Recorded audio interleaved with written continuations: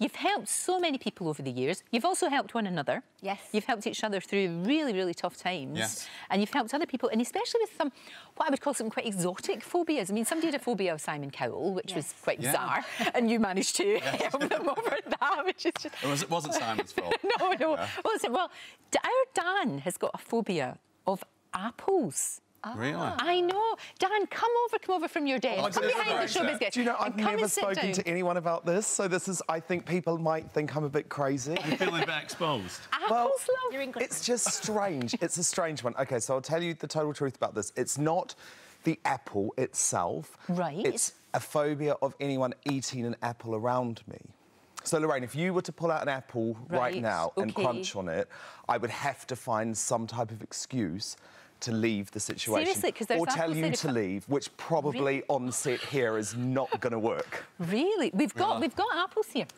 Don't test me. Seriously, I'm not going to. I'm not going to. Test But honestly, me. would that would, if I started eating that, you'd scarf Yeah. So all my colleagues, for example, I mean, again, they think I'm quite mad about this. Right.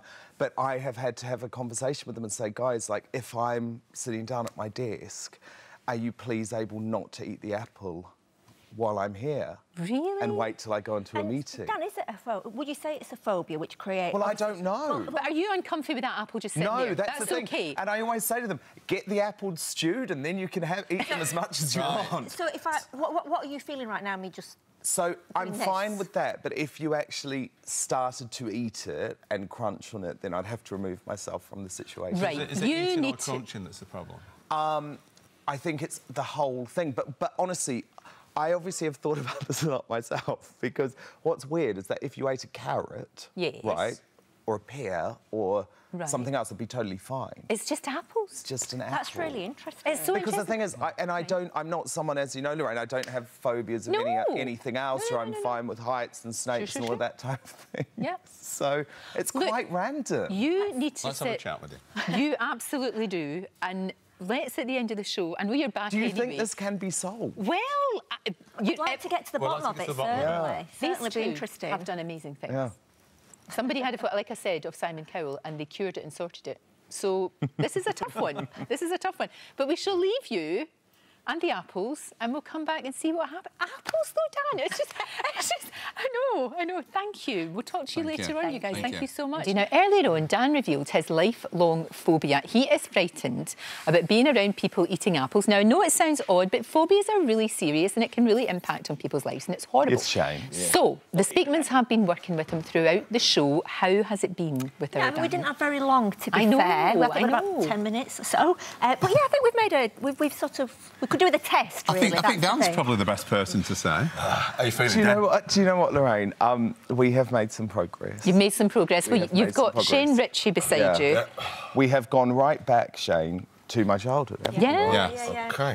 And the Speakmans think you've discovered something. We do, yeah, because the thing is that we know that Dan has become sound sensitive because of something. Now, it could be a phobia, or it could be that he has something called 4S, which is a sound sensitivity to people eating food. But it is just apples. And Dan, you don't mind me mentioning, do you, that we've kind of gone back in time with Dan to see when it started and what happened and what could have triggered it. Right. And he does recall back when he was younger that he was bullied, and that was like a time when he felt that he couldn't speak out. And as a consequence of that, I think he felt quite upset and annoyed. And then the apple eating was. And these guys think that maybe, and I don't remember this, but perhaps the bully was eating an apple. Was eating an apple?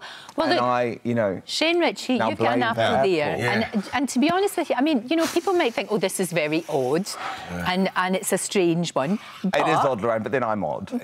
But it's serious to you. You know it. Right, look, we'll put a timer on. See, 15 seconds. For the next 15 seconds, Shane Ritchie's going to sit there and eat an apple right next to Dan. And bear in mind that this is something that Dan really worries about. Right, go. Ready, go. Oh, he doesn't... He's doing OK. Are you doing all right, love? Yeah. No, don't make it harder for him, you. It's all over me. But guys, I've done it! You're doing it. I've done it! Yay! Now I feel You've sick. never been prouder of me. I hate apples. We're proud of you. Oh, the phobia has The other bite. Well, this is... Well, I can eat an apple. That's the thing. I'm quite hypocritical with it. Yeah. Like Cox. Cox apple. Yeah, Trust Shane Ritchie to lower the tone. For those that get it, those will have got it. Guys, thank you. Thank you. And good luck with this morning live show. It's going to be a cracker. It really is. Thank you so much.